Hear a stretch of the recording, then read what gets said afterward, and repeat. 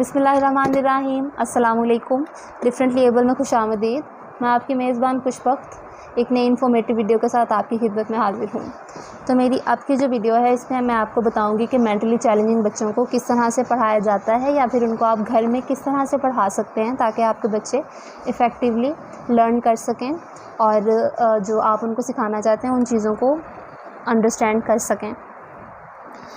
तो जिस तरह से जो छोटे बच्चे होते हैं, आम बच्चे जो कि नॉर्मल होते हैं, उनको पढ़ाने के लिए हमें ज़्यादा से ज़्यादा इंस्ट्रक्शनल टेक्नोलॉजी को यूज़ करना पड़ता है। हम जितनी ज़्यादा चीज़ों को इस्तेमाल करेंगे उतना ज़्यादा वो बेहतर लर्न कर पाएंगे। इसी तरह से इंटेलेक्चुअल डिसेबल्ड बच्चों के साथ भी होता है, लेकिन ये इन दोनों में फ़र्क ये होता है कि जो नॉर्मल बच्चे हैं वो फिर भी किसी ना किसी तरह से अटेंशन दे लेते हैं, आपकी बात सुन लेते हैं। उनका जो अटेंशन स्पैन है वो बहुत बेहतर होता है इंटेलेक्चुअली डिसेबल्ड बच्चों की निस्बत। लेकिन जो मेंटली चैलेंजिंग बच्चे हैं उनका अटेंशन स्पैन आम बच्चों की निस्बत बहुत कम होता है। तो जो अभी आपको वीडियो में नज़र आ रहा है बच्चा अमीर हमज़ा, ये मेरा स्टूडेंट है। ये मेंटली चैलेंजिंग है, डाउन सिंड्रोम इसका टाइप है। जो इसका टाइप ऑफ डिसेबिलिटी है वो डाउन सिंड्रोम है। तो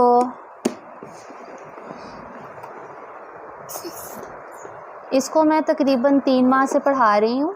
अब मैं आपको बताऊँगी कि सबसे पहले मैंने जब भी इसकी क्लास स्टार्ट करनी होती है, जब भी मैंने इसका सेशन स्टार्ट करना होता है, तो मैं किस तरह से स्टार्ट करती हूँ। सबसे पहले हमें बच्चे की अटेंशन गेन करना होती है, चाहे वो नॉर्मल बच्चा हो, चाहे वो इंटेलेक्चुअली डिसेबल्ड बच्चा हो। और इन बच्चों की जो अटेंशन है उसको गेन करना बहुत बड़ा टास्क होता है।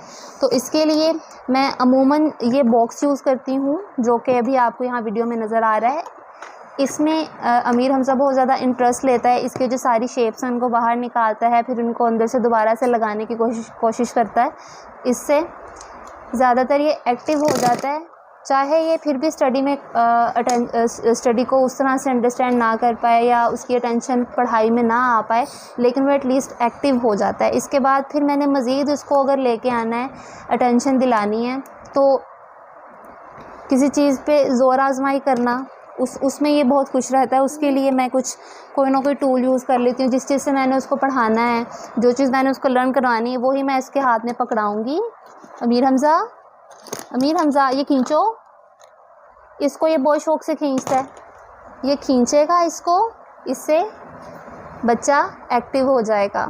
मुझे पता है कि अमीर हमज़ा इस चीज़ को खींचने में इंटरेस्ट लेता है, वो मुझसे छुड़वाने में इंटरेस्ट लेगा, तो इससे क्या होता है, बच्चा एक्टिव हो जाता है। इसके अलावा बच्चे को एक्टिव करने के लिए हम ये कर सकते हैं कि देखें इनकी जो आइज़ हैं, इनकी जो आइज़ की मूवमेंट है वो प्रॉपर नहीं होती।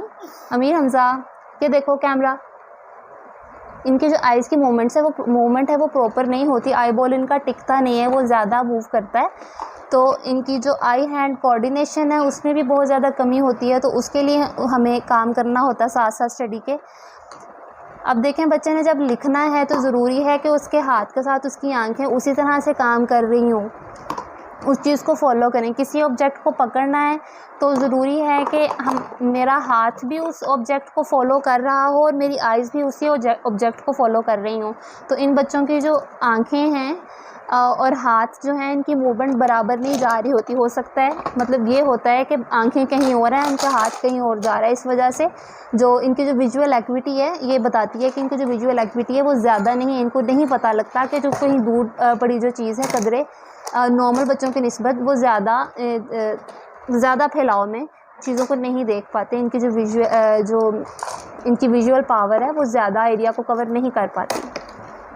तो इसके लिए फिर मैं इसकी मज़ीद अटेंशन गेन करने के लिए और जो आई हैंड कोऑर्डिनेशन है इसकी एक्सरसाइज के लिए एक गेमिंग टेक्निक यूज़ करती हूँ, जिसमें कि मैं कोई भी ऑब्जेक्ट पकड़ती हूँ और मैं चाहती हूँ कि वो अमीर हमज़ा उसको आइज़ से फॉलो करते करते अपने हैंड की मूवमेंट के साथ उसको पकड़ने की कोशिश करें।